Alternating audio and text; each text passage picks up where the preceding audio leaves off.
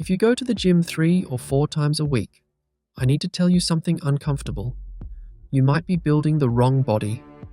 Not a weak body, but a narrow one. A body that's strong in exactly the 3 or 4 ways a gym happens to measure, and completely, embarrassingly unprepared for everything else. Because strength was never supposed to be that small. The moment life asks for something a barbell never tested, say balance on a surface that's actively trying to put you on the ground, explosive power against an opponent who isn't cooperating with your rep count, or strength that still has to function while you're freezing, exhausted, and nowhere near done. That strong body doesn't just struggle, it folds. Here's the part that should really bother you. Real strength was never one thing to begin with. It's at least 6. Power, explosive athleticism, balance, agility, endurance, and resilience. 6 separate, independently trainable qualities, and most people spend years hammering 1 or 2 of them, call it fitness, and never find out how much of their strength was fake until real life finally asks for the other 4. And yet, 1,000 years ago, with no equipment, no science, and no gym in sight, the Vikings built all 6 on purpose at the same time.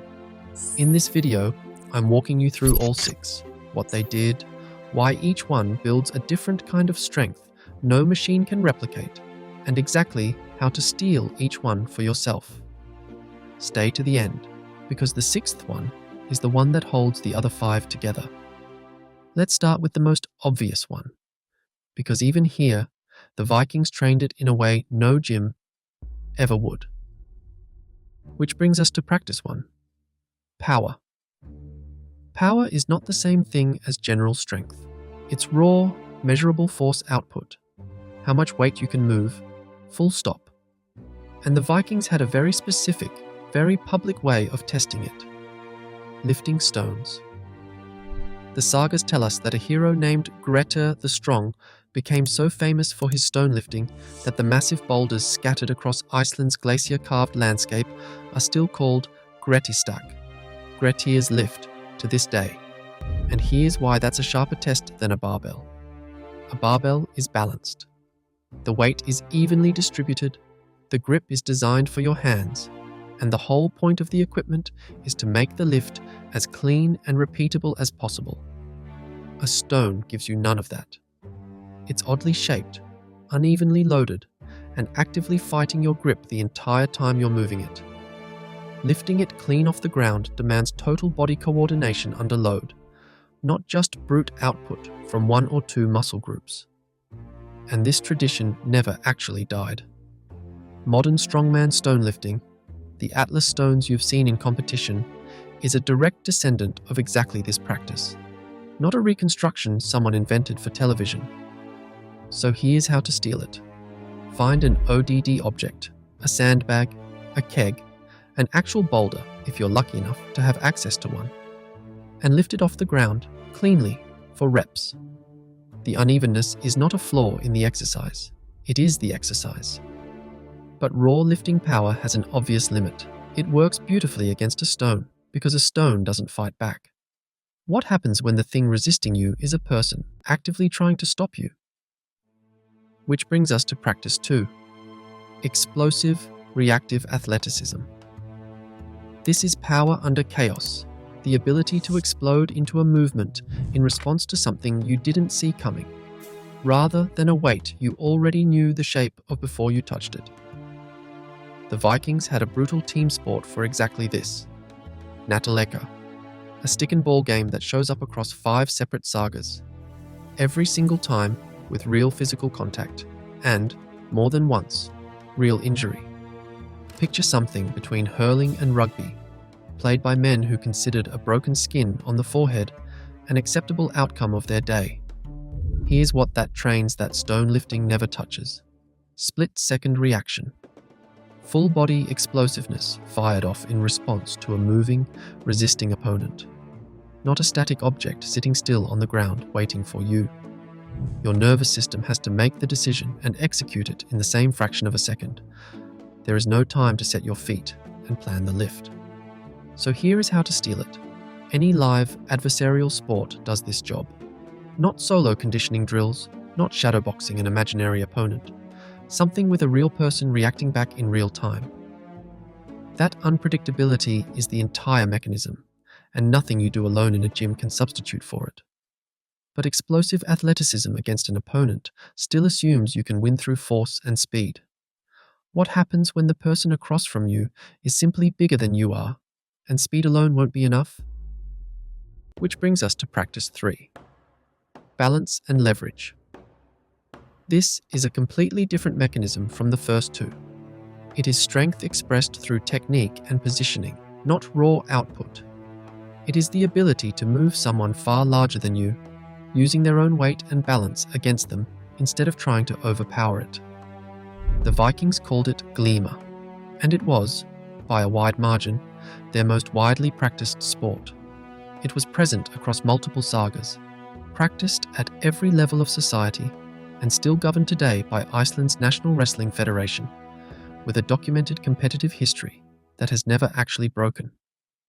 Fighters gripped each other by the belt and used a specific set of throws designed to let skill beat size. Here is why the modern gym has nothing that tests this. A bench press does not care whether someone is actively trying to throw you off balance while you are doing it. Nothing in a standard program asks whether your strength still functions the moment another person is actively working to undo your footing, your grip, and your center of gravity all at once. So here is how to steal it. Any grappling art does the job.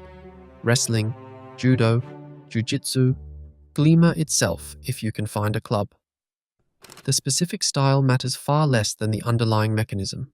Strength expressed through leverage, tested against someone actively resisting you. Leverage against a person solves one problem, but balance against a person and balance against the ground beneath your feet are not the same skill at all. And the Vikings had a use for the second one too. Which brings us to practice 4. Agility and coordination. This is the ability to stabilize and move efficiently across unstable, unpredictable ground, a different demand entirely from balancing against an opponent, because now there is nothing to grip, push against, or read, just a surface offering you almost nothing. The Vikings solved their version of this with skates carved from horse or cattle shin bones, strapped to the foot and driven forward with a spiked pole.